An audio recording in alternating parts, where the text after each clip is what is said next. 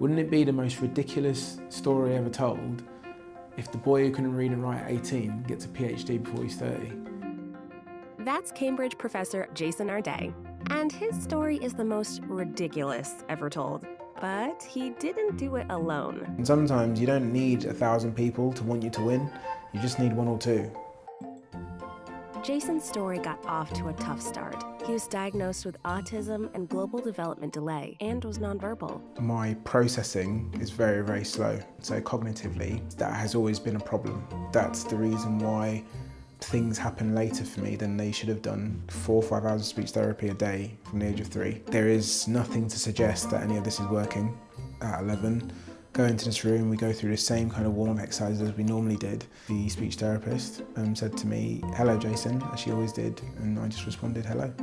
It's quite a strange thing to hear your own voice for the first time when you're 11. I didn't expect my voice to sound like this. I think the first time I saw, I was like 15. That was like an experience. That was orgasmic. Oh, these swear words. This is, like, am I using them in the right context? Jason's mother was the first to instill in him a valuable life lesson. So she'd done a lot of research herself. She knew that an autistic trait was repetition. She normalised things a lot. In a sport like snooker, repetition is like quite an important thing. You assess the shot, you cued a shot, you fed that. It's the same thing over and over and over again. And her whole thing was that he might be able to apply it to other areas of his life. For example, speaking, and in particular being illiterate. It's hard to say if it worked or not. Well, in terms of the snooker it did, because I became a really good snooker player. But having a strategy to succeed in life wasn't enough. Jason still needed something we could all do with: a good teacher. I think teachers who care are absolutely vital. The caring side of education is the most important thing. When I was with him in his classes, he just didn't make me feel any different. And he just took an interest. He took such an interest. He gave people the most important thing you can give any human being. He gave them agency and a sense of importance, and it just always felt like he wanted me to win. Hearing that Jason looked up to me and valued me is actually really humbling, and it just makes you very aware that as a teacher, the impact you can have is huge. If I hadn't met Sandro, I wouldn't be sat in front of you now.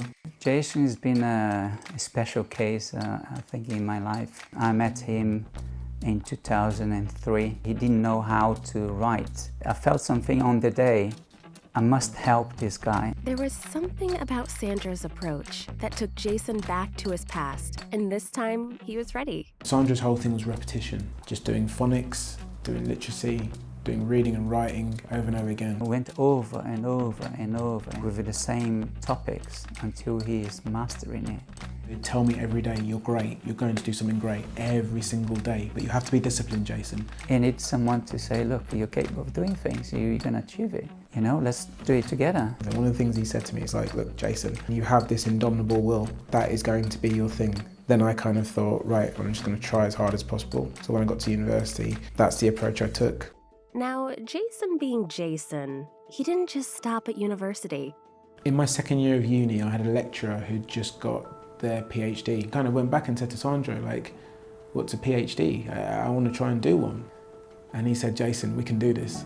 And once Jason started, he couldn't stop. He made it all the way to becoming one of the youngest professors ever at Cambridge. And it might not stop there. All of these lessons go back to being 14, 15, 16, being taught these things by Mr. Trace. And then it kind of being taken to another level with Sandro and working on the fact that my only two strengths are that I've got a lot of will and determination, and I'm good with people. And I remember standing there thinking, you know, you're in a situation where you're on the cusp of doing something that you've always wanted to do.